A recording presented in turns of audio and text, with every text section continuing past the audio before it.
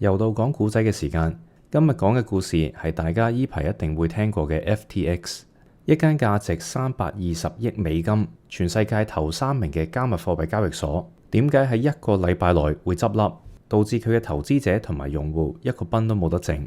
當一張咁大嘅骨牌跌，咁樣喺行內同埋行外會導致咩影響呢？同埋我哋揸住加密貨幣嘅話，要點樣保護自己？同埋仲值唔值得買 cryptocurrency 呢？今日條片就會講呢啲。留意翻呢條片所講嘅嘢，只係for教育同埋娛樂用途，唔係投資意見，唔係推介大家做任何金融產品同埋加密貨幣嘅交易。投資嘅風險要自己衡量咗先至好進行。呢個故事由11月2號開始。當日一個出名同埋流行講加密貨幣嘅 website CoinDesk 出咗一個報告，揭露 FTX 所擁有嘅資產同埋債務。正確啲講，佢係揭露 Alameda Research 嘅資產同埋債務。而 Alameda Research 係一間同 FTX 有關做 trading 同埋做莊家嘅功能，我嚟提供流動量俾 FTX 交易所同埋做交易策略嘅公司。換句話，佢係 FTX 嘅炒房。原理上 FTX 同埋呢個 Alameda Research 應該係兩間唔同嘅公司嚟嘅，但係實質上因為佢哋金融上嘅關係，喺呢個事件我哋可以當佢同一個機構咁睇。而喺呢個故事嘅主角就係 Sam Bankman-Fried， 簡稱 SBF， 佢就係 FTX 交易所嘅 CEO， 一個好聰明 MIT 畢業嘅後生仔。佢進入加密貨幣市場之前係喺 Jane Street 度做。而 Jane Street 係一間好出名做 market making 同埋 quant trading 嘅交易公司。做咗幾年之後，阿 Sam 就入咗 cryptocurrency 市場，建立 Alameda Research， 我嚟做以前佢喺 Jane Street 度做嘅嘢，即係 market making、arbitrage 同埋啲 quant strategy。係再過得1年後，佢先至建立 FTX 個交易所。所以呢兩間公司其實都係屬於阿 Sam 嘅。而喺 CoinDesk 個報告度咧，就揭露咗 Alameda Research 揸住14.6 billion 美金嘅資產，但有8個 B 嘅債務。咁你可能諗資產多過債務唔應該係問題啊，但係佢最大嘅資產咧，嗰14.6裏面有3.7係 FTT 嘅 token， 有2.2係 FTT 嘅 collateral， 即係抵押。FTT 係一個 FTX 發出嚟嘅電子貨幣，喺 FTX 交易所揸住呢個貨幣嘅用戶咧，當佢交易嗰時俾嘅佣金就會少啲，同埋佢有個 burning mechanism， 即係當個交易所賺錢嗰時，佢其中一部分嘅 revenue 就會喺個市場度買翻啲 FTT 貨幣出嚟，然後毀滅佢，好似公司做 share buyback 咁，就會間接咁推高 FTT 貨幣嘅價錢。除咗揸住呢個 token 之外，其他嘅資產咧有3.4係喺第二啲加密貨幣，主要係 Solana， 然後仲有2個 billion 係喺 investment in equity securities， 即係股票上嘅投資。流動量幾高咧，我哋就唔知啦。所以你見到佢哋揸住嘅資產咧，大部分喺流動量低嘅嘢，有啲係 lock up 咗。而最恐怖嘅咧，就係差唔多一半嘅資產係喺自己個 FTT token。咁你要諗呢個 token 佢印出嚟嘅啫，佢係咪真係有6 billion 嘅價值咧？即係咁，如果阿朱印1億個阿朱幣出嚟，然後我放幾個出嚟，大部分自己揸住嘅，然後市場度嗰幾個貨幣咧就交易喺10蚊，咁係咪代表我個身家有10億咧？咁呢個報告就揭露咗 FTX 嘅資產係咁樣，而債務嘅方面就真係借人哋錢，而嗰啲債務係要還嘅。咁你諗下，如果你係借咗錢俾 FTX， 你見到呢個報告，見到佢揸住所謂嘅資產，有差唔多一半係自己印出嚟嘅貨幣，而其餘嗰啲咧係流動量低嘅嘢。而你又知道唯一一個方法 FTX 可以還到錢俾你，就係賣佢所謂嘅資產，我嚟籌錢出嚟還俾你。你見到呢個報告之後，會唔會擔心佢賣唔走啲 FTT 貨幣？即係好似頭先我個例子咁，我印咗1億個阿朱幣出嚟，我可唔可以10蚊咁賣走1億個呢？而如果唔得嘅話，咁其實佢有冇真係8個 billion 嘅現金我嚟還佢嘅債呢？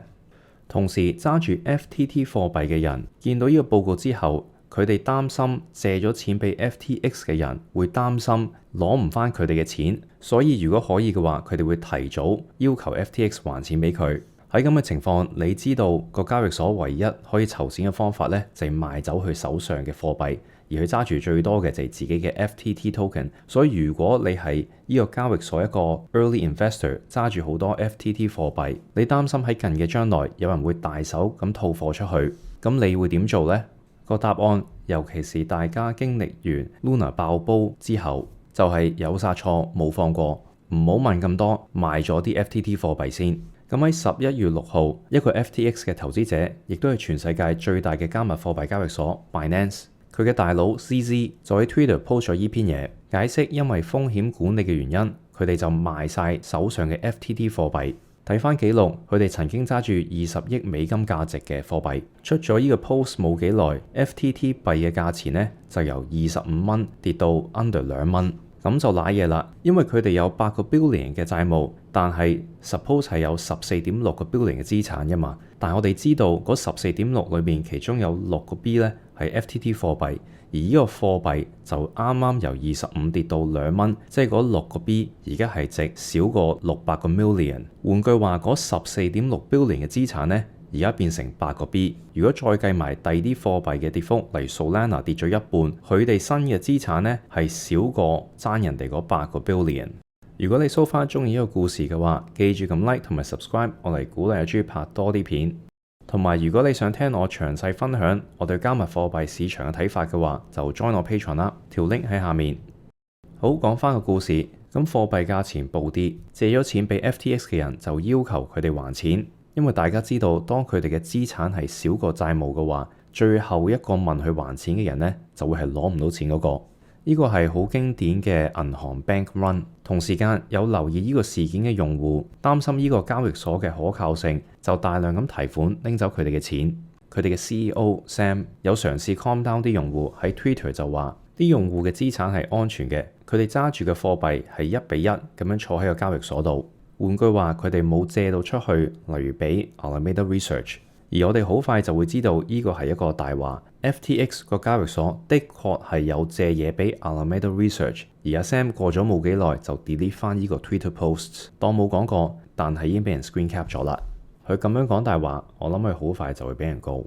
醒目嘅人就唔理啦，繼續撳錢走。喺11月8號之前嗰72個鐘，用戶一共撳走咗6個 billion 價值嘅貨幣。然後 eventually 可能因為個交易所冇錢再俾人撳出去啦，所以就停止咗所有嘅提款。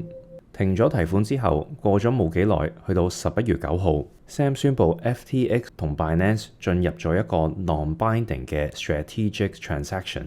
換句話 ，Binance 考慮緊買起 FTX 或者 bail out 佢哋。所以見到 Binance 大佬墊底之後，個市場就反彈，Bitcoin 由16,000升翻去18,000。但係點知原來壞嘅事件啱啱先開始，因為去到11月10號，Binance 話佢哋睇咗 FTX 個 balance sheet 之後呢，就決定唔購買佢哋，因為呢個交易所佢哋幫唔到。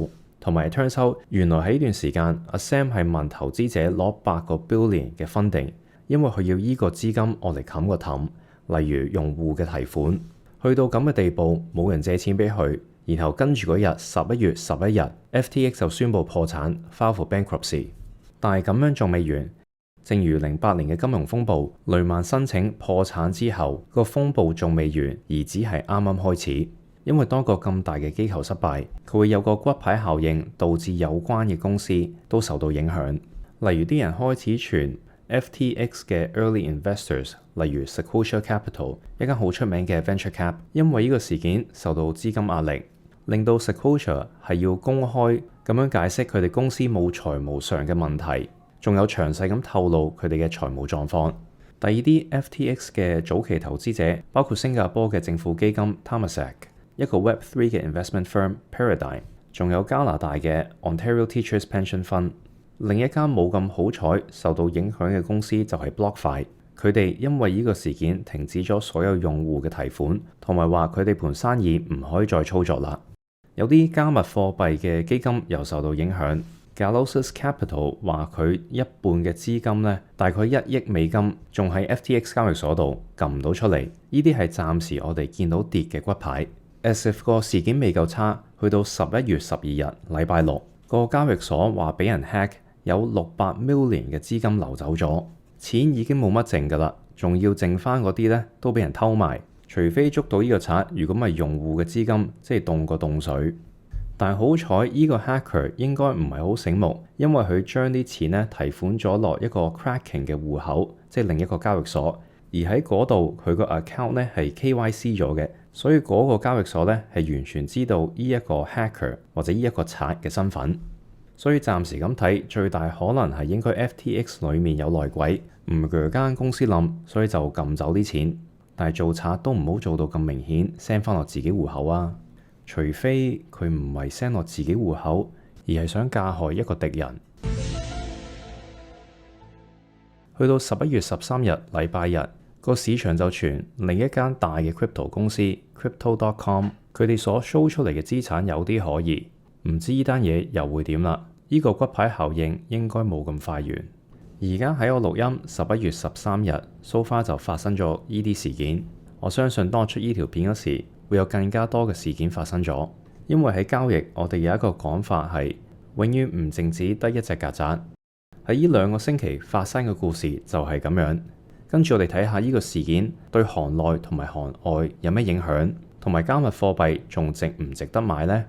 呢單嘢嘅直接影響，第一就係好多人失去咗好多錢。暫時嘅估計 FTX 嘅用戶仲有10億美金喺個交易所度攞唔返。投資咗落 FTX 或者買咗 FTT 貨幣嘅人，呢一個貨幣嘅市值由呢個事件發生前34億跌到落而家 under 3億美金，所以有30億嘅身家蒸發咗。第二啲 Sam 支持嘅貨幣嚟 Solana 同埋 Serum。喺呢段時間跌多過一半，而 Solana 個市值咧係仲高過 FTT 添嘅。喺呢2個禮拜咧，個 market cap 就由12個 B 跌咗一半，令到60億嘅身家蒸發。喺個混亂嘅當中，又令到啲人擔心 USDT 個 stablecoin 係咪穩定？